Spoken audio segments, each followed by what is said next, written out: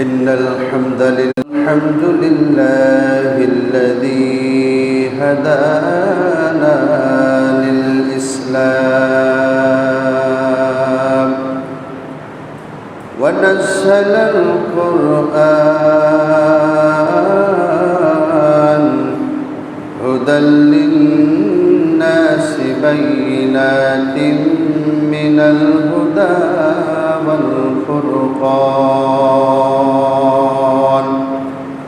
ونشهد أن لا إله إلا الله وحده لا شريك له ونشهد أن سيدنا وسندنا ومولانا محمدا عبده ورسوله أما بعد فقد قال الله تعالى في كلامه المجيد وفي فرقانه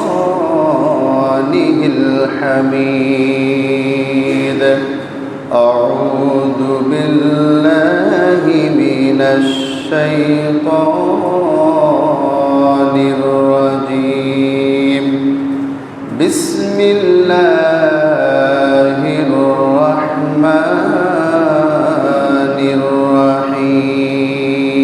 الرحيم والعصر إن الإنسان لفي خسر إلا الذين آمنوا وعملوا الصالحات وتواصوا بالحق وتواصوا بالصبر وقال النبي صلى الله عليه وسلم اغتنم خمسا قبل خمس أو كما قال النبي عليه الصلاة والسلام সবাই محبة درود الشريف করি اللهم صل على محمد وعلى آل محمد كما صليت على إبراهيم وعلى آل إبراهيم إنك حميد مجيد اللهم بارك على محمد وعلى آل محمد كما باركت على إبراهيم وعلى آل إبراهيم إنك حميد مجيد درجوانی توبہ کردن شوائے پیغمبری وقت پیر گرگو ظالم مشاود پرہیزگاری یہاں ہم سب مسافر ہیں وہی آخر ٹھکانہ کوئی آگے روانہ ہے کوئی پیچھے روانہ আলহামদুলিল্লাহ সমস্ত প্রশংসা আল্লাহ সুবহানাহু ওয়া তাআলার জন্য যে মহান প্রভু আমাদের শরীর সুস্থ রেখে জুমার নামাজ আদায় করার জন্য মসজিদে আসার জন্য তৌফিক দান করেছেন সে রবের সন্তুষ্টির জন্য সবাই দিল থেকে বলি আলহামদুলিল্লাহ ছোট্ট আকারে একবার দরুদ শরীফ পাঠ করে নেই আমাদের নবীজির প্রতি সবাই বলি সাল্লাল্লাহু আলাইহি ওয়াসাল্লাম সম্মানিত মুসলমান ভাইরা আমার আল্লাহ রাসূল সাল্লাল্লাহু আলাইহি ওয়াসাল্লাম এবং আমাদের প্রভু আল্লাহ সুবহানাহু ওয়া তাআলা কোরআনের অসংখ্য জায়গায় নবীজি অসংখ্য হাদিসে সময়ের গুরুত্ব সহ কিছু বিষয় এমন রয়েছে যেইগুলো বিষয়গুলোকে আল্লাহ তাআলার পয়গম্বর অনেক গুরুত্ব দেওয়ার কথা বলেছেন কোরআন সুন্নাহর দৃষ্টিকোণ থেকে। তার মধ্যে থেকে কিছু বিষয় হচ্ছে, একটি হচ্ছে সময়। এই সময়ের গুরুত্ব আল্লাহ সুবহানাহু ওয়া তাআলা অপরিসীমভাবে দেওয়ার জন্য অনেক গুরুত্ব সহকারে মানব জাতির জন্য বলেছেন। পৃথিবীতে আমরা অনেক সময় মনে করি দামি জিনিস কি, হয়তো টাকা পয়সা। একজন মানুষের জীবনে দামি জিনিস কি, হয়তো ধন সম্পদ বা ক্ষমতা। এটা অনেক সময় আমরা মনে করি, কিন্তু না, পৃথিবীতে একজন মানুষের জীবনে সবচাইতে দামি জিনিস হইতেছে সময়। এই সময়ের ব্যবহার যে যেই রকমভাবে করেছে আল্লাহ সুবহানাহু ওয়া তাআলা, এই সময়ের ব্যবহার যে যেই রকমভাবে করেছে তাকে সেই রকমভাবে ব্যাকফিট দিয়েছেন। কথা বলেন ঠিক কিনা? একজন রিক্সাওয়ালা এই সময়ের যেই রকম ব্যবহার করে 24 ঘন্টা, সেই রকমভাবে সে উপকৃত হয়। আবার ঠিক এই একই 24 ঘন্টায় আরেকজন ডাক্তারও ব্যবহার করে, গুরুত্ব দেয়, তারও ইনকাম আল্লাহ সুবহানাহু ওয়া তাআলা দেয়। আরেকজন ইঞ্জিনিয়ার, এরপরে আলেম ওলামা, সর্বক্ষেত্রের মানুষ। সময় কিন্তু 24 ঘন্টা, কিন্তু এই 24 ঘন্টার মধ্যে যারা সময়ের মূল্য যত বেশি যেভাবে করেছে, যত বেশি করেছে, আল্লাহ তাআলা তাদেরকে তত দামি বানিয়ে দিয়েছেন। কথা বলেন ঠিক কিনা? এই জন্য প্রিয় মুসলমান ভাইয়েরা আমার, আল্লাহ সুবহানাহু ওয়া তাআলা পবিত্র কোরআনের জায়গায় জায়গায় বলেছেন সময়ের কসম খেয়েছেন। তার মানে মুফাসসিরিন কেরাম বলেন আল্লাহ তাআলা সময়ের কসম এই জন্যই খেয়েছেন যে পৃথিবীতে সময়ের চেয়ে এত দামি জিনিস আর কিছুই নাই। কথা বলেন ঠিক কিনা? এই জন্য প্রিয় ভাইরা, আল্লাহ রাসূল সাল্লাল্লাহু আলাইহি ওয়াসাল্লাম হাদিস শরীফের মধ্যে বলেন যে 5টা জিনিস এমন আছে, তোমরা সেই 5টা জিনিসকে গনিমত মনে করো 5টা জিনিস আসার আগেই। এই জন্য আল্লাহ তাআলা ইরশাদ করে বলেন, বিসমিল্লাহির রহমানির রহিম, ওয়াল আসরি ইন্নাল ইনসানা লাফি খুসর ইল্লাল্লাযীনা আমানু ওয়া আমিলুস সালিহাত ওয়া তাওয়াসাউ বিল হাক্কি ওয়া তাওয়াসাউ বিস সাবর। আমার ভাইরা, আল্লাহ তাআলা সূরা আসরের মধ্যে ইরশাদ করে বলেন ওয়াল আসরি, তার মানে আল্লাহ বলতেছেন সময়ের কসম। আল্লাহ তাআলা সময়ের কসমকে মানুষদেরকে লক্ষ্য করে বলতেছেন। এই দুনিয়ার জমিনে আল্লাহ তাআলা তার বান্দাদেরকে একটি বিষয় বোঝানোর জন্য এমনি বললেই কিন্তু যথেষ্ট। আল্লাহ তাআলার কসম খাওয়ার কোনো দরকার বা প্রয়োজন নাই।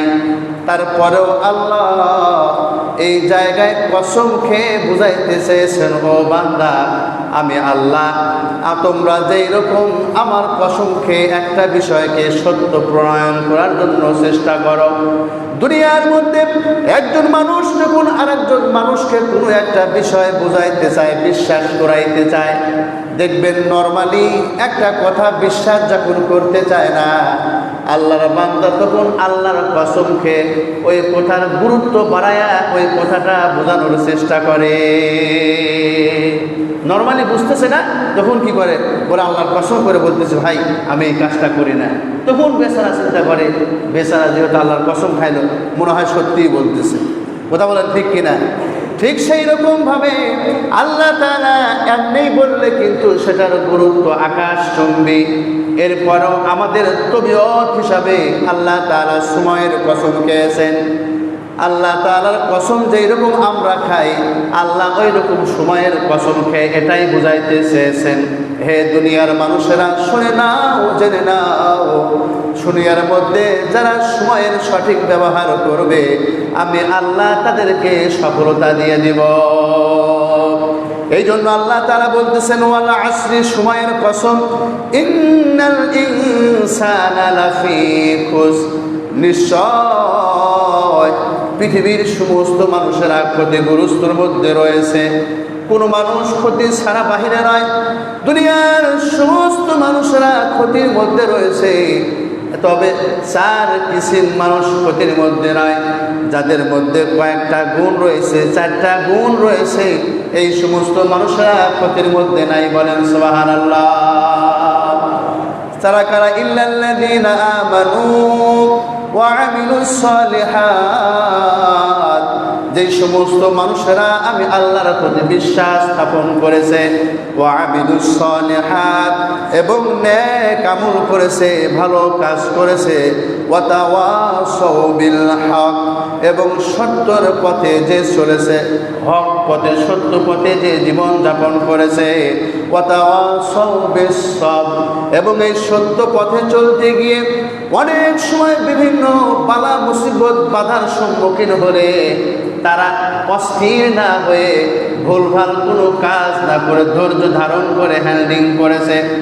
সত্যের পথে চলতে গেলে বিপদ আপদ যখন এসে যায়, ওই মানুষেরা অস্থির হয়ে তারা উড়া না করে, পাগল না হয়ে, যারা ওই বিপদের সময় ধৈর্য ধারণ করেছে, আল্লাহ বলতেছেন এই 4 গুণে গুণান্বিত মানুষেরা দুনিয়ার মধ্যে সফল হয়েছে। বলেন সুবহানাল্লাহ। সময়ের কসম খেয়ে বলতেছে দুনিয়ার সমস্ত মানুষেরা ক্ষতির মধ্যে রয়েছে, তবে যারা ঈমান এনেছে, নেক আমল করেছে, সঠিক পথে চলেছে, আর বিপদের সময় ধৈর্য ধারণ করেছে, এই গুণ যাদের মধ্যে থাকবে, এই মানুষেরা ক্ষতির মধ্যে পড়বে না, আল্লাহ তাদেরকে সফলতা দিয়ে দিবেন। এই জন্য মুসলমান ভাইয়ের আমার সময়ের কসম খেয়েছে। আল্লাহর পয়গম্বর হাদিস শরীফের মধ্যে সুন্দর করে ইরশাদ করে বলেন, ইবতানিম খামসান কাওলা খামসিন, হে দুনিয়ার মানুষেরা 5টা জিনিসকে তোমরা গনিমত মনে করো, দামি মনে করো। 5টা জিনিস আসার পূর্বেই তোমরা 5টা জিনিসকে মূল্যায়ন করো, গনিমত মনে করো। 1 নম্বর হইতেছে শাবাবাকা কাবলা হারামিক, 1 নম্বর হইতেছে বার্ধক্য আসার আগেই তোমাদের যৌবনকে তোমরা গনিমত মনে করো। আর 2 নম্বর হইতেছে ওয়াসিহহাতাকা ক্বাবলা সাকামিক, অসুস্থ হয়ে যাওয়ার আগেই সুস্থতাকে তোমরা গনিমত এবং মূল্যায়ন করো। 3 নম্বর হইতেছে ওয়াগিনাকা ক্বাবলা ফাকরি, দরিদ্র হয়ে যাওয়ার আগেই তোমাদের অর্থবিত্তটাকে, ধানেরটাকে তোমরা গনিমত মনে করো। আর 4 নম্বর হইতেছে ওয়াফারাগাকা ক্বাবলা শুগুলিক, তোমাদের ব্যস্ততা আসার আগেই তোমাদের অবসর টাইমগুলোকে তোমরা গনিমত এবং মূল্যায়ন করো। আর 5 নম্বর হইতেছে ভাই ওয়া হায়াতাকা ক্বাবলা মাউতিক, আল্লাহর পয়গম্বর বলতেছেন মৃত্যু আসার পূর্বেই তোমাদের জীবনটাকে তোমরা মূল্যায়ন করো। আল্লাহর পয়গম্বর বললেন বার্ধক্য আসার আগেই তোমাদেরকে এই যৌবনের মূল্যায়নটা করতে হবে। আমার মুসলমান ভাই, মানুষ যখন বৃদ্ধ হয়ে যায় সে কিন্তু ঠিকঠাক মতো চোখে দেখতে পারে না। একজন মানুষ যখন বৃদ্ধ হয়ে যায় ঠিক মতো পাক পবিত্রতা অর্জন করতে পারে না। এরপরে একজন মানুষ যখন বৃদ্ধ হয়ে যায় শরীরের ক্যালসিয়াম কমে যাওয়ার কারণে রুকু সিজদা ইবাদত ঠিক মতো করতে পারে না। এই জন্য আল্লাহ তাআলার পয়গম্বর বলতেছে উম্মত, তোমার এই বার্ধক্য আসার আগেই তোমার যৌবনটাকে আল্লাহর পথে তুমি ব্যয় করো। যৌবনকালের ইবাদত আর বার্ধক্যের ইবাদত কিন্তু এক নয়। যৌবন বয়সে মানুষের শরীরে শক্তি থাকে, হুঁশ জ্ঞান ভালো থাকে, রুকু সিজদা প্রত্যেকটা ইবাদত সুন্দরভাবে করতে সক্ষম হয়। কিন্তু একজন মানুষ বার্ধক্যে পৌঁছে গেলে সেটা আর করতে সক্ষম হয় না। একজন যৌবন প্রাপ্ত যুবক যেই রকম ইবাদত বন্দেগী করতে পারবে, একজন বুড়া মানুষ কি ওই রকম ইবাদত করতে পারবে? এই জন্য কবি বলতেছেন দরজুয়ানি তওবা করদান সেওয়ায়ে পয়গম্বরি ওয়াক্তে পীরে গিরগু জালেম মিশাওয়াদ পরহেজগারি। আল্লাহ এক কবি বলতেছে, আল্লাহর এক বান্দা বলতেছেন দরজুয়ানি তওবা করদান সেওয়ায়ে পয়গম্বরি, যৌবনকালে তওবা করা, ইবাদত করা, এটা পয়গম্বর নবীদের অভ্যাস, তাদের চরিত্র। কেননা ওয়াক্তে পীরে গিরগু জালেম মিশাওয়াদ পরহেজগারি, বৃদ্ধ বয়সে বনের রাজা টাইগারও কিন্তু বুজুর্গ হয়ে যায়। আমার মুসলমান ভাইরা আমার, যৌবন বয়সে যে সময় শয়তানি বাটপারি করার সময় থাকে, সুযোগ থাকে, ওই সময় শয়তানকে কন্ট্রোল করে ইবাদত করা অনেক বড় একটা মহাগুণ। বৃদ্ধ বয়সে মানুষ যখন চাইলেও কোনো অন্যায়, কোনো খারাপ কাজ করতে পারে না, ওই সময় দেখবেন বনের রাজা টাইগার যখন বৃদ্ধা হয়ে যায় আর শরীরের মধ্যে শক্তি থাকে না, আর মানুষ পশুর উপর জুলুম করতে পারে না, আক্রমণ করতে পারে না, ওই সময় বনের রাজা টাইগারও বুজুর্গ হয়ে ভালো ভালো নীতি কথা পশুদেরকে শোনায়। কিন্তু যখন শরীরের শক্তি ছিল তখন সেটা সেই কথার উপর আমল করে নাই। এখন শক্তি নাই জন্যে এই জন্য সে বুজুর্গ হয়ে যায়। কথা বলেন ঠিক কিনা? এই জন্য মুসলমান ভাইয়ের আমার, বিড়াল দেখবেন, বিড়াল সে দীর্ঘ সময় চেষ্টা করতেছে। এক বাড়ির মধ্যে ওই বাড়ির মালিক শিকার তৈরি করে সেই শিকার মধ্যে দুধ রেখে দিয়েছে। রাখার পরে যাতে বিড়াল ইঁদুর সে দুধ আক্রমণ করে খাবার না খেতে পারে, ওই দুধগুলো খেতে না পারে। এবার দীর্ঘ সময় ওই বিড়াল চেষ্টা করার পরে যখন দুধ খাইতে পারলো না, এবার সে ওয়াজ করতেছে আর বলতেছে, যাই চলে যায়, মানুষের জিনিস অন্যায় ভেবে না বলে খাওয়া এটা কিন্তু ঠিক হবে না। আগে আধা ঘন্টা চেষ্টা করছে দেখি দুধটা খাওয়া যায় কিনা। চেষ্টা করার পরে মানে এমনি নর্মালি অন্য জায়গায় চুলার মধ্যে বা অন্য জায়গায় রাখলে তো দুধ খায় শেষ করে দেয়। এই জন্য মালিক চিন্তা করছে ছিকা বানায় এর ফ্যানের মধ্যে একদম ফ্লোরের রুমের মাঝখানে টানা রাখছে যেখানে বিড়াল না খেতে পারে। এবার সে দীর্ঘ আধা ঘন্টা 1 ঘন্টা চেষ্টা করার পরে যখন খেতে পারে নাই, বলতেছে দেখ, এভাবে মানুষের দুধ না বলে খাওয়া ঠিক হবে না। এই বলেন তো, এই যে সে একটা নীতি কথা শুনাইলো, এটা কি সে সক্ষম থাকা অবস্থায় নাকি অপারক হয়ে যাওয়ার পরে এই নীতি কথা শুনাইছে? বলেন। ঠিক সেই রকমভাবে মুসলমান ভাইয়েরা আমার, যৌবনকালে বৃদ্ধকালে একটা মানুষ ইবাদত করে, তার কোনো আর রাস্তা থাকে না, ইচ্ছা করলেও কিন্তু আর অন্যায় জুলুম অত্যাচার করতে পারে না। তাই বলে আবার বিনয়ের সঙ্গে এ ধরনের তুলনা দিবেন না।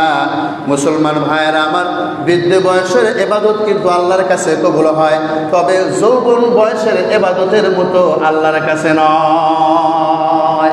বৃদ্ধ বয়সের ইবাদত হয়, তবে যৌবন বয়সের ইবাদতের কাছে মতো নয়। এই জন্য প্রিয় ভাইরা আমার, আল্লাহর পয়গম্বর সাল্লাল্লাহু আলাইহি ওয়াসাল্লাম হাদিস শরীফের মধ্যে বলেন, সাবআতুন ইউজিল্লুহুমুল্লাহু ফি যিল্লি ইয়াওমা যিল্লাহু, সাবআতুন ইউজিল্লুহুমুল্লাহু ফি যিল্লিহি ইয়াওমা লা যিল্লা ইল্লা যিল্লুহু। আল্লাহ সুবহানাহু ওয়া তাআলা হাসরের ময়দানে 7 শ্রেণীর মানুষদেরকে তারা আরশের ছায়ার নিচে আশ্রয় দান করবেন। বলেন সুবহানাল্লাহ। সাবআতুন ইউজিল্লুহুমুল্লাহু ফি যিল্লিহি ইয়াওমা লা যিল্লা ইল্লা যিল্লুহু। হাসরের সেই কঠিন সময়ে, যেই দিন আল্লাহর আরশের ছায়া ছাড়া আর কোনো ছায়া থাকবে না, ওই দিন আল্লাহ তাআলা অনুগ্রহ করে দয়া করে 7 শ্রেণীর মানুষদেরকে তারা আরশের ছায়ার নিচে আশ্রয় দান করবে। 1 নম্বর হইতেছে ইমামুল আদিল, ন্যায়পরায়ণ শাসক যারা দুনিয়ার মধ্যে হবে, আল্লাহ তাআলা তাদেরকে মৃত্যুর পরে হাসরের ময়দানে তারা আরশের ছায়ার নিচে আশ্রয় দান করবেন। বলেন সুবহানাল্লাহ। আর যারা ন্যায়পরায়ণ হবে না, জালিম হবে, তাদেরকে আশ্রয় তো দিবেন না, বরং নমরুদ, ফেরাউন যারা রয়েছে, পৃথিবীর বিখ্যাত যারা জালিম রয়েছে, এদের সঙ্গে তাদেরকে জাহান্নামের মধ্যে হাসর হবে। কথা বলেন ঠিক কিনা? আর 2 নম্বর হইতেছেন ওয়াশাবুন নাশা ফি ইবাদাতি রাব্বিহি। আল্লাহর পয়গম্বর বলেন, ওই যুবক যে তার ইবাদত করার জন্য, যে যৌবন বয়সে ইবাদত করার জন্য তৎপর হয়ে উঠে। বলেন সুবহানাল্লাহ। যেই যুবক যৌবন বয়সে অন্যায় করে না, যে সমাজের মধ্যে পাপাচার দিয়ে লিপ্ত হয়ে ভরপুর হয়ে আছে, যে সমাজের যুবকেরা গাঁজা ইয়াবা ফেন্সিডিল খেয়ে খেয়ে উন্মাদ হয়ে সমাজের মধ্যে চলতেছে, ওই সমাজের মধ্যে যারা এক শ্রেণীর যুবক থাকবে, যারা যৌবন বয়সে এই গুরুত্বপূর্ণ সময়টাকে নষ্ট না করে, অবহেলায় অপচয় না করে তারা আল্লাহর ধ্যানে আল্লাহর দাসত্বে কাটায় দিবে। পয়গম্বর বলতেছে এই দামি যুবকদের জন্য হাসরের ময়দানে আমার আরশের ছায়ার নিচে দামি দামি আসন বানায় তাদের আশ্রয় দান করব। এই জন্য মুসলমান ভাইয়েরা আমার 3 নম্বর হইতেছে ওয়ারজুলুন কলবুহু ফিল মাসাজিদ, ওয়ারজুলুন কলবুহু মুআল্লাকুন ফিল মাসাজিদ। ওই মানুষ, ওই ব্যক্তি যার অন্তরটা মসজিদের সঙ্গে লটকায়া থাকে, তার মানে ওপেন হার্ট সার্জারি করে ভিতর থেকে কলবটা বের করে মসজিদের মধ্যে লটকায় রাখে, বিষয়টা এমন নয়, বরং হইতেছে ওই যুবক কালকে আল্লাহর পয়গম্বর বলেছে যে দুনিয়ার মধ্যে পড়ালেখা করবে, যে দুনিয়ার মধ্যে সংসার করবে, ব্যবসা বাণিজ্য চাকরি বাকরি দুনিয়ার সব কাজ করবে, কিন্তু তার মনটা মসজিদের মধ্যে থাকবে, আল্লাহর স্মরণে কাটাবে। কখন মুয়াজ্জিন সাহেব আযান দিবে, আল্লাহর বান্দা তার কর্ম ব্যস্ততা সব কিছু রেখে মসজিদে গিয়ে আল্লাহর ডাকের সাড়া দিবে। এটা কই বলা হয়েছে কলবুহু মুআল্লাকুন ফিল মাসাজিদ, দুনিয়া সব করবে, যখন মুয়াজ্জিন সাহেব আযান দিবে আর তখন সে আর দুনিয়া করবে না, সে তার অন্তরটা মসজিদে থাকবে, সে চিন্তা করবে এখন দুনিয়া বন্ধ, যে আল্লাহ আমাকে পাঠাইছেই তো তার দাসত্ব ইবাদত বন্দেগী করার জন্য, যাই আমি গিয়ে আমার প্রভুর ডাকে সাড়া দিয়ে তার সন্তুষ্ট তার রেজামন্দি আমি অর্জন করে আসি। কথা বলেন ঠিক কিনা? তাহলে 1 নম্বর নাই পরায়ণ বাদশা, 2 নম্বর যৌবনকালে ইবাদতকারী যুবকদেরকে আল্লাহ তাআলা আরশের ছায়ার নিচে আশ্রয় দিবেন। 3 নম্বর যাদের অন্তর মসজিদের সঙ্গে লাটকায়া থাকে, অর্থাৎ মসজিদের দিকে সে মনোযোগী হয়ে থাকে, মুয়াজ্জিন আযান দিবে কখন সাথে সাথে গিয়ে আল্লাহর দাসত্ব সে পালন স্বীকার করে আল্লাহর ইবাদত বন্দেগী করে করে সময় পার করবে। আর আরেক নম্বর গুণ হইতেছে রাজুলানে তাহাব্বা ফিল্লাহ ইজতামা আলাইহি। ও আল্লাহর পয়গম্বর বলতেছেন ওই 2 জন যুবক যারা আল্লাহর জন্য একে অপরকে ভালোবাসে, ইজতামা আলাইহি ওয়া তাফাররাকা আলাইহি। আল্লাহর পয়গম্বর বলতেছেন আল্লাহর জন্যই একে অপরকে ভালোবাসে, আবার আল্লাহর জন্যই একে অপরের সঙ্গে বিচ্ছেদ ঘটায়া দেয়। তার মানে এই কথাটা হয়তো অনেকেই বুঝতে পারেন না, একটু ব্যাখ্যা করি। একজন যুবক আরেকজন মানুষকে, একজন মানুষ আরেকজন মানুষকে মহাব্বত করে, ওই মানুষটা দেখতে সুন্দর নয়, দেখতে কালো, তেমন কোনো গুণ নাই, কিন্তু খুব সুন্দর কোরআন তেলাওয়াত করে, অথবা আল্লাহওয়ালা মানুষ ইবাদত বন্দেগী করে করে দুনিয়ার মধ্যে চলে, তার কোনো সমাজের মধ্যে কোনো প্রভাব নাই, তার কোনো দামি গাড়ি বাড়ি এগুলো কিছুই নাই, অর্থ অভাবে অনেক কষ্টে জীবন যাপন করে, কিন্তু খুব ভালো মানুষ। অন্যদিকে আরেক মানুষ চিন্তা করে আহারে এই যুবক তো অনেক সৎ, অনেক ভালো, এই বলে তাকে মহাব্বত করে, তাকে দেখা হলে সালাম করে, তাকে কষ্ট দেয় না, হাসি মুখে তার সঙ্গে কথাবার্তা বলে, বিপদে আপদে তাকে সাহায্য করে। এটা হইতেছে এই যে 2 জন মানুষ একে অপরকে ভালোবাসলো, এটা আল্লাহর জন্য, দুনিয়ার কোনো গুণের জন্য নয়। আবার একজন একজনকে ভালোবাসে, হঠাৎ করে দেখে ওই যুবক অন্যায় কাজ করে, পাপ কাজ করে, তার সঙ্গে বন্ধুত্ব ছিল বলে, বন্ধু তুমি তো অন্যায়ভাবে ওই মেয়ের সঙ্গে প্রেম করতেছো, তার সঙ্গে অন্যায়ভাবে ডেটিং করতেছো, এটা ঠিক না, করিও না, অন্যায় করিও না। ও বন্ধু তুমি তো গাঁজা খাও, ও বন্ধু তুমি তো এই যে সুদ খাইতেছো, ও বন্ধু তুমি তো এই হারাম কাজ করতেছো, এটা করিও না। বলতেছে, না না, আমি এই কাজ ছেড়ে দিতে পারবো না, তুমি আমার বন্ধু হয়ে এই কাজ আমাকে তুমি বাধা দিতে পারো না। এবার এই লোকটা চিন্তা করতেছে, সহবতে সলে তোরা সলে কুনাদ, সহবতে তলে তোরা তলে কুনাদ। এই বন্ধু চিন্তা করতেছে, কবি বলেছে ভালো মানুষের সঙ্গে থাকলে খারাপ মানুষও ভালো হয়ে যায়, আবার যদি খারাপ মানুষের সঙ্গে থাকলে ভালো মানুষও খারাপ হয়ে যায়। আমার বন্ধু এতগুলো অন্যায় কাজ করতেছে, আমি নিষেধ করলাম, সে শুনলো না, আমার উচিত হবে এর সাথে থাকলে আমিও খারাপ হয়ে আল্লাহদ্রোহী হয়ে যাব। এবার এই আল্লাহর বান্দা তার সঙ্গে আল্লাহর জন্য বন্ধুত্বর সম্পর্ক ছিন্ন করে দিয়েছে। এই যে এই কথাই বলেছে যে ওই দুই যুবক যারা একে অপরকে ভালোবাসে আল্লাহর জন্যে, আবার একে অপরের সঙ্গে বিচ্ছেদ ঘটায় দেয়। কার জন্য ভাই? আল্লাহর জন্যই বিচ্ছেদ ঘটায় দেয়। এরপর আর একটা গুণ হইতেছে, 5 নম্বর গুণ হইতেছে ওয়ারজুলুন দাআতুহু যাতু মানসুবিন ওয়া জামাল ফাকালা ইন্নী আখাফুল্লাহ। আল্লাহর পয়গম্বর বলতেছে, ওই যুবক, যেই যুবককে, ওই যেই মানুষকে বংশীয় অপরূপা সুন্দরী বংশীয় নারী তাকে অপকর্ম করার জন্য, পাপ কাজ করার জন্য, জেনা করার জন্য প্রস্তাব দেয়, আর ওই যুবক ওই মেয়ের সুন্দর যৌবনে পাগল না হয়ে সে বলে যে ইন্নী আখাফুল্লাহ, আমি তোমার সঙ্গে জেনা করতে পারবো না, আমি আমার আল্লাহকে ভয় করি। বলেন সুবহানাল্লাহ। এই যুবককে আল্লাহ তাআলা হাসরের ময়দানে তার আরশের ছায়ার নিচে আশ্রয় দান করবে। জোরে বলেন সুবহানাল্লাহ। এটা একটা অনেক বড় একটা গুণ, নরমাল সাধারণ কোনো গুণ নয়, অনেক বড় একটা গুণ। যে গুণটা হইতেছে একজন পরমা সুন্দরী বংশীয় ফার্স্ট ক্লাসের সুন্দরী একজন যুবককে বলবে, আমি তোমাকে ভালোবাসি, তোমাকে কাছে পেতে চাই।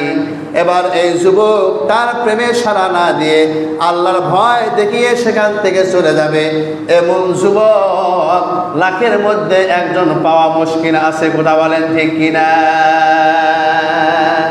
এখনকার তো যুবকদের তো ফ্যাশনই হয়ে গেছে এরকম, কলেজে যাই এইরকমভাবে চুলগুলো সুন্দর করে কেটে স্মার্টলি ভালো করে একটু স্প্রে মেরে ভালো টি শার্ট বা পোশাকাটি পরে ইংটিং করে কলেজে যায়। পড়াশোনা যদ্দূর হয় তাদের চিন্তাই এরকম, একটা বড় লোকের সুন্দর মেয়ে যদি পড়াইতে পারি চাকরি বাকরি তো হবি না। যে অবস্থা, শিক্ষার হার দিন দিন যত বাড়তেছে, চাকরি কোথায় হবে? আর পরীক্ষার রেজাল্টের যে অবস্থা, অথবা এই কাজটা করে যদি একটা কি করি, একটা বড় লোকের সুন্দরী মেয়েকে একটু পটাইতে পারি, তাহলে লাইফটা সেটেল। এক বাপের এক বেটি হবে, শহরের মধ্যে 5-6 তলা একটা বাড়ি থাকবে, এরকম টাইপের মেয়ে দেখতেও যদি সুন্দরী হয়। সবাই আবার এরকম সেটা বলতেছি না, এরকম আছে, আমাদের অভিজ্ঞতা আছে। দেখবেন এদের বাড়িতে খেতা বালিশ পর্যন্ত নাই, অথচ এরা সেলুনে যায় বসে বসে, চেয়ারে বসে বসে ঘুমায়, সেই হাইফাই অবস্থায়।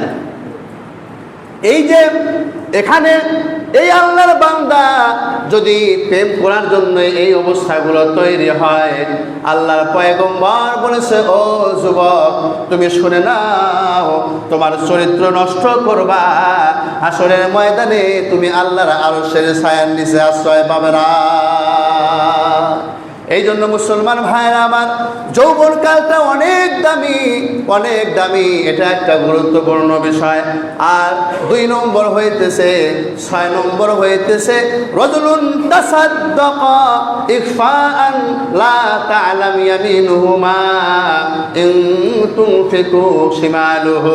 আল্লাহর পয়গম্বর বলতেছেন, ওই ব্যক্তি, যে ব্যক্তির ডান হাত কি দান করে, এমন গোপনে দান করে তারা বাম হাত পর্যন্ত জানে না। এই জন্য মুসলমান ভাইরা আমার, মন খারাপ করেন না, এগুলো হাদিসের কথা, আমাদের জিন্দেগিতে এগুলো আলোচনা করতে হবে। অনেক যুবক ভাই হয়তো মন খারাপ করেছেন, ভাই আমি হাতে পায়ে ধরি, এগুলো কাউকে টার্গেট করে বলা নয়, আজকে আমাদের যুব সমাজগুলো অবক্ষয়ের দিকে যাইতেছে, কথা বলেন ঠিক কিনা? আমরা যদি আমাদের চরিত্র হেফাজত করতে না পারি, আমাদের জিন্দেগি বরবাদ হয়ে যাবে, জাহান্নামী হয়ে যাবে, কথা বলেন ঠিক কিনা? হাদিস শরীফের মধ্যে আল্লাহর পয়গম্বর বলেন, ও আমার উম্মতের দলেরা, দুইটা জিনিসের নিশ্চয়তা গ্যারান্টি দিয়ে তোমরা কবরের মধ্যে আসো, তাহলে আমি আল্লাহর পয়গম্বর তোমাদেরকে জান্নাতের গ্যারান্টি দিয়ে দিব। এক নম্বর হইতেছে তোমাদের দুই চোয়ালের মাঝখানে, অর্থাৎ এই দুই চোয়ালের মাঝখানের অংশের হেফাজত করে আসো, অর্থাৎ জবানের হেফাজত করো। আর দুই নম্বর হইতেছে পয়গম্বর বলে তোমাদের দুই রানের মাঝখানে যে অংশটা রয়েছে, লজ্জাস্থানের কথা বলা হয়েছে। তার মানে আল্লাহর পয়গম্বর বলেন, উম্মত তোমরা যদি দুনিয়ার জমিন থেকে তোমাদের জবান আর চরিত্রের হেফাজত করে দুনিয়া থেকে আসতে পারো, আমি আল্লাহর পয়গম্বর তোমাদেরকে মৃত্যুর পরে জান্নাতের গ্যারান্টি দিয়ে দিলাম। বলেন সুবহানাল্লাহ। আমার ভাইরা, আমার জীবন যৌবন চরিত্র হেফাজত করবেন, আল্লাহ তাআলা মর্তবা বাড়ায় দিবে সমাজের মধ্যে, দুনিয়া আখিরাতে আমাদের কল্যাণ দান করবে। আর যদি আমি আপনি চরিত্র জবান নষ্ট করে ফেলি, আমাদের জিন্দেগিটা বরবাদ হয়ে যাবে, কথা বলেন ঠিক কিনা?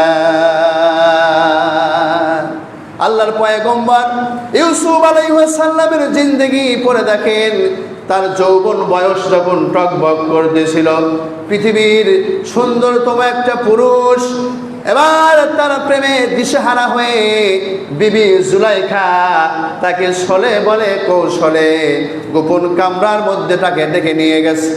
এমনি প্রস্তাব দিয়েছে, সে রাজি হয় নাই। অনেক প্রস্তাব দেওয়ার পরেও সে রাজি হয় নাই। এবার তাকে কি করা হয়েছে, সে দেখতে এত সুন্দর ছিল, শুধু ওই বিবি জুলাইখা নয়, মিশরের সমস্ত মেয়েরা তার জন্য পাগল ছিল। বলেন সুবহানাল্লাহ। জুলাইখা যখন তার সঙ্গে প্রেম করতেছিল, বাদশার বউ বিষয়টা যখন এক পর্যায়ে জানাশোনা হয়ে গেল, তো এবার ওই মিশরের বিভিন্ন মহিলারা বলতেছে, আহারে, রাজার বউ হয়ে একজন গোলাম তার স্বামী তাকে কিনে নিয়ে এসে দিছে, তার প্রেমে তাকে পড়তে হবে? তা তো ইউসুফ আলাইহিস সালামকে দেখে নাই, না দেখার আগের এই ঘটনা বলতেছে।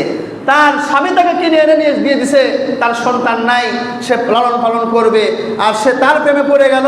এটা কোনো কথা হইল? রাজার স্ত্রী হয়ে কোন ধরনের কাজ করলো সে? বিষয়টা যখন বিবি জুলাইখা জানতে পারলো, ওই সমস্ত মহিলাদেরকে দাওয়াত দিয়ে তার বাড়িতে রাজ দরবারে দাওয়াত করলেন। দাওয়াত করার পরে এবার এমন অবস্থা হইল, তাদের সামনে রাজকীয় খাবারের ব্যবস্থার আয়োজন করা হলো। এবার তারা খাবার পরিবেশন করলেন। খাবার খাওয়ার পর তাদের সামনে দামি দামি ফল দেওয়া হলো, আর প্রত্যেক জায়গায় এক একজন ব্যক্তি করে সেই ফল খাওয়ার জন্য হাতের মধ্যে একটা করে চাকু দেওয়া হলো। এবার তাদেরকে বলল, শোনো, তোমরা খাবার খেয়েছো, ফল আগেই খাইবা না, আমি যখন খাওয়ার কথা বলবো তখন তোমরা খাইবা। এদিকে পয়গম্বর ইউসুফকে সুন্দর করে সাজিয়ে গুছিয়ে রেখেছে জুলাইখা। এবার যখন খাওয়া দাওয়া সেরে প্রত্যেকের সামনে ফল দিয়ে চাকু দেওয়া রেডি হয়ে গিয়েছে, কমপ্লিট হয়ে গিয়েছে, এবার বিবি জুলাইখা বলল, ও ইউসুফ, যাও, তুমি এই পাশ দিয়ে হেঁটে ওই দিকে চলে যাও। এবার ইউসুফ যখন ওই সমস্ত মিশরের সুন্দরী সুন্দরী রমণীদের সামনে দিয়ে হেঁটে হেঁটে যাইতেছে, এবার জুলাইখা বলল, ও মিশরের সুন্দরীরা, তোমরা এবার ওই চাকু দিয়ে ফলগুলো কেটে কেটে খাও আর ইউসুফকে দেখো। এবার যখন অনুমতি পেল, ইউসুফের সৌন্দর্য, তার চেহারা এত সৌন্দর্য ছিল, তার চেহারা দেখতেছে, আর মিশরের মেয়েরা ফল খাইতেছে। ফল কাটার জায়গায় তার চেহারার সৌন্দর্য দেখে সমস্ত মিশরের মেয়েরা ফল কাটার জায়গায় প্রত্যেকজন মহিলা তাদের হাতের আঙ্গুল কেটে দিয়েছিল। বলেন সুবহানাল্লাহ। এমন সুন্দর ছিল।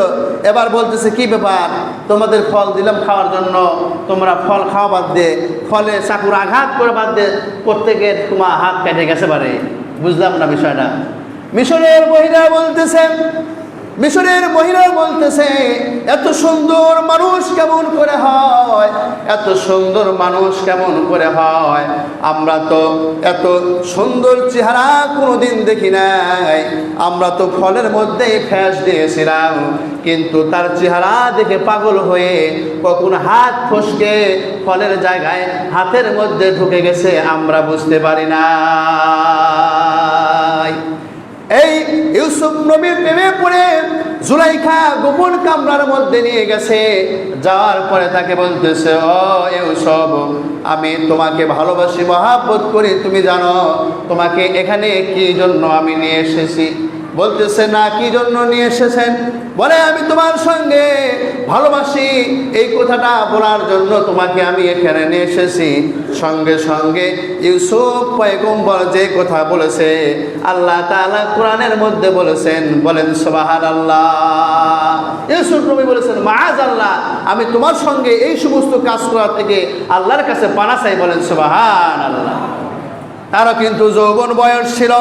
ও যুবক ভাই, তারও কিন্তু শরীরের মধ্যে যৌবনের চাহিদা ছিল, কিন্তু সে আল্লাহর ভয় অন্তরের মধ্যে লালন করেছে, যার কারণেই তো সে এই কাজে সায় দেয় নাই। আল্লাহ তাআলা দেখেছে, ও পয়গম্বর, তুমি যখন এই সর্বোচ্চ তাকওয়ার পরিচয় দিয়েছো, টেনশন পেরেশানি করিও না, যাও যাও, তোমার চরিত্রের হেফাজত আমি আল্লাহ নিজে করে দিব। এই বলে যখন পয়গম্বর ইউসুফের সঙ্গে বিবি জুলাইখা একটু জবরদস্তি করার চেষ্টা করেছে, সে অনেকগুলো বড় বড় দরজায় তালা মেরে দিয়েছিল, যাতে করে নয় পয়গম্বর ইউসুফ তালা ভেঙে বের হয়ে যেতে না পারে। আল্লাহর উপর ভরসা করে, আল্লাহর ভয়ে, আল্লাহ অর্জন করে, আল্লাহর উপর ভরসা করে যখন সামনের দিকে দৌড় দিয়েছে, ভাইরা আমার, দেখা গেল তালাবদ্ধ অনেকগুলো দরজা আল্লাহ তাআলা টসটাস করে খুলে দিয়েছে।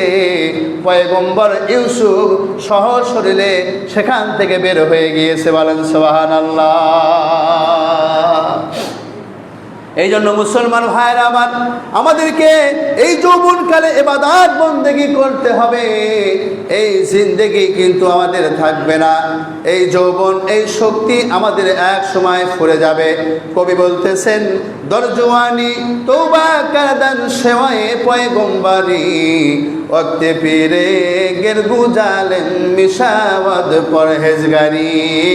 যৌবনকালে ইবাদত বন্দেগী তওবা করা, এটা পয়গম্বরদের চরিত্র অভ্যাস।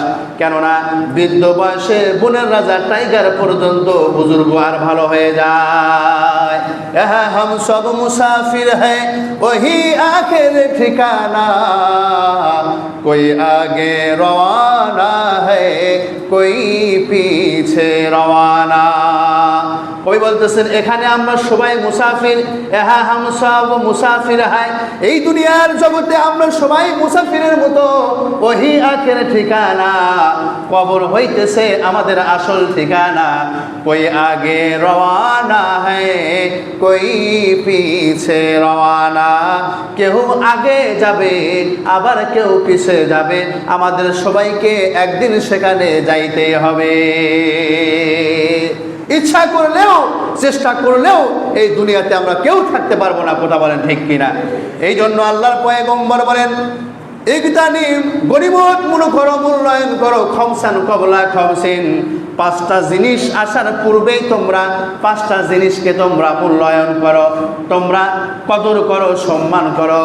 তার মধ্যে এক নম্বর হইতেছে শাবাবাকা কবলা হারামিক, তোমাদের বার্ধক্য আসার আগেই তোমাদের যৌবনটাকে তোমরা গনিমত মনে করো।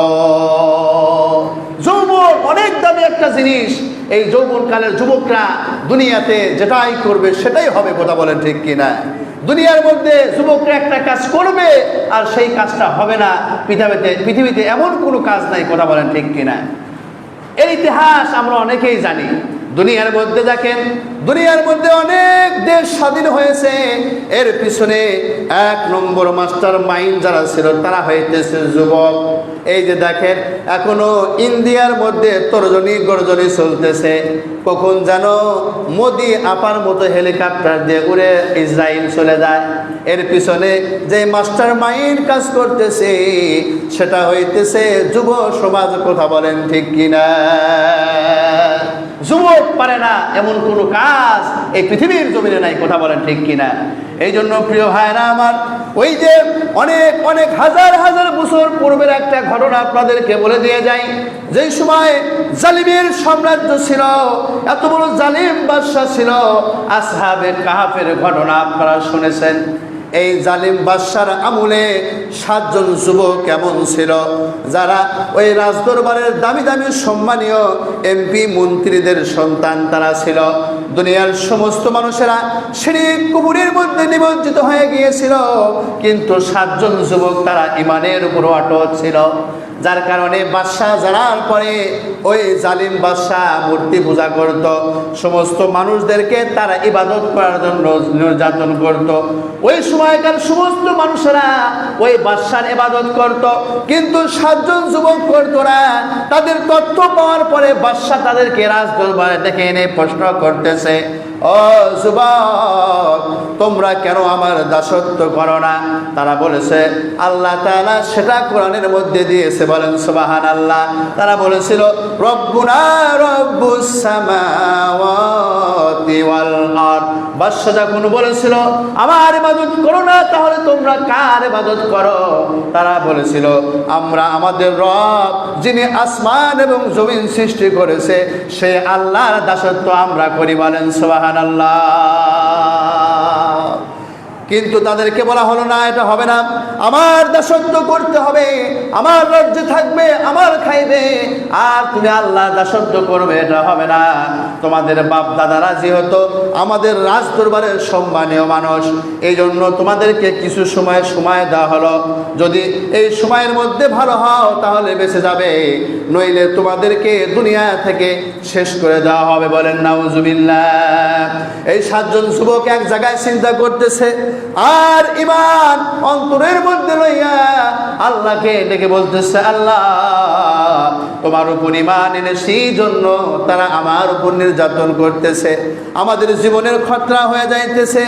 এই বলে যখন তারা আল্লাহর কাছে প্রার্থনা করেছে, আল্লাহ তাআলা বলছে, বান্দা, যে সমাজে কুফরি দিয়ে ভরপুর হয়ে গিয়েছে, যে সমাজের মধ্যে জালিম শাসক দিয়ে ভরপুর হয়ে গিয়েছে, সেই সমাজের মধ্যে দাঁড়িয়ে জালিম বাদশার সামনে দাঁড়িয়ে তোমরা ঈমানের পরিচয় দিয়েছ, এই বিষয়টা আমি আল্লাহর কাছে অনেক ভালো লেগেছে। যাও যাও, আমি আল্লাহ তাআলা তোমাদের জীবনের হেফাজত করে দিলাম, আমি তোমাদের জীবনের হেফাজত করব। ওই বলে 7 জন যুবককে একটি গুহার মধ্যে তাদেরকে আশ্রয় দান করেছে। যে গুহার মধ্যে এই 7 জন যুবক 309 বছর ঘুমের মধ্যে কাটিয়েছে। বলেন সুবহানাল্লাহ। এরপরে যখন এই যুগে যুগে তো বাদশাদের পালাবদল হয়, এক পর্যায়ে যখন এই জালিম শাসক চলে গিয়ে ভালো বাদশা এসেছে, আল্লাহ তাআলা তাদের ঘুম ভেঙে দিয়েছে এবং তাদের ঈমানের হেফাজত করেছেন। বলেন সুবহানাল্লাহ। এই জন্য মুসলমান ভাইরা আমার, এই যৌবন বয়সটা অনেক দামি একটি সময়। আল্লাহ তাআলা কোরআনের মধ্যে বলেছে, ওয়াল আসর, সময়ের কসম খেয়ে বলতেছে, বান্দা সময় অনেক দামি, এই সময়ের কদর যে করবে আমি তার জীবন পরিবর্তন করে দেব। বলেন ঠিক কিনা? সময় সবার জন্য সময়, এই সময়ের সে দামি সম্পদ আর পৃথিবীর মানুষের কাছে কিছুই হইতে পারে না। অনেক সময় আমরা মনে করি হয়তো টাকা পয়সা বা ধন সম্পদ ক্ষমতা এগুলোই হয়তো দামি জিনিস, না, এর চেয়েও আর দামি জিনিস রয়েছে।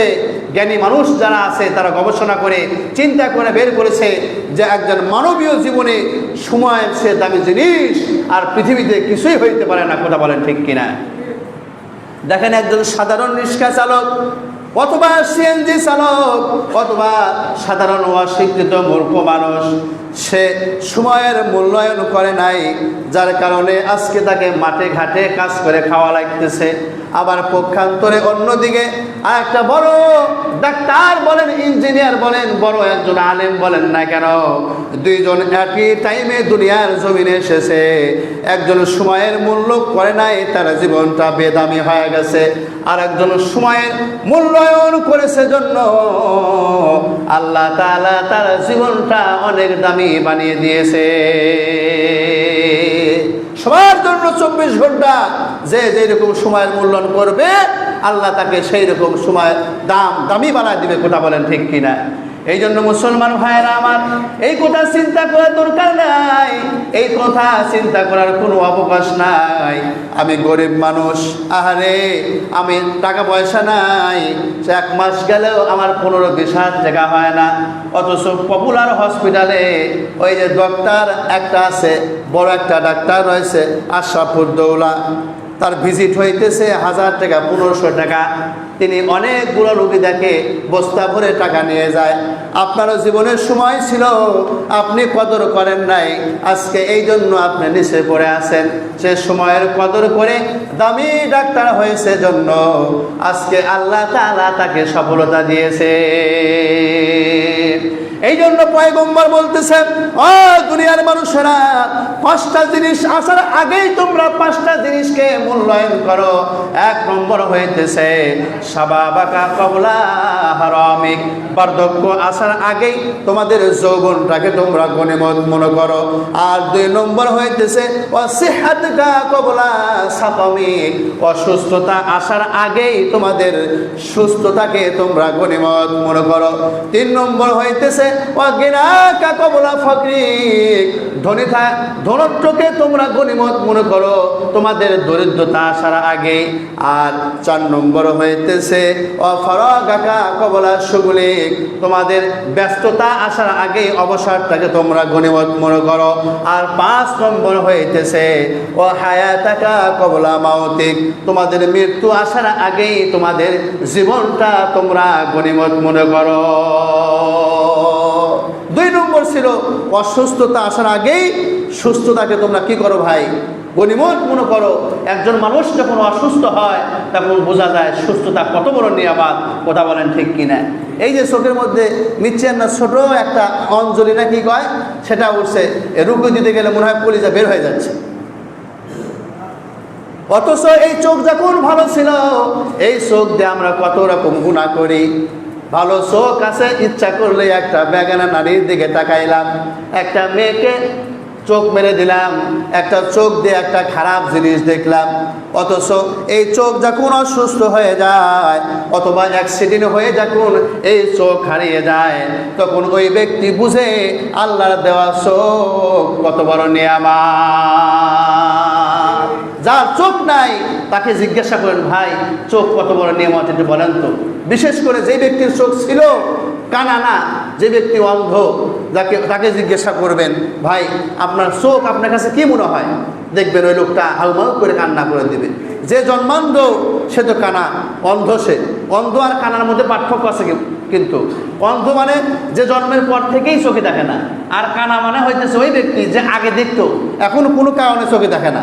এই কানাকে জিজ্ঞাসা করেন যে ভাই আপনি তো আগে চোখে দেখতেন কিন্তু এখন তো দেখেন না, বিষয়টা কেমন ফিল করেন আপনি? সে কিনে দিবে যাহারে কত কিছু দেখতে পাইতাম, এখন ঘর থেকেই বাহির হইতে পারি না। এই জন্য প্রিয় মুসলমান ভাইয়েরা আমার, আল্লাহ তাআলার দেওয়া এক একটা নিয়ামত দুনিয়ার সমস্ত সম্পদের সাথে তুলনা চলবে না।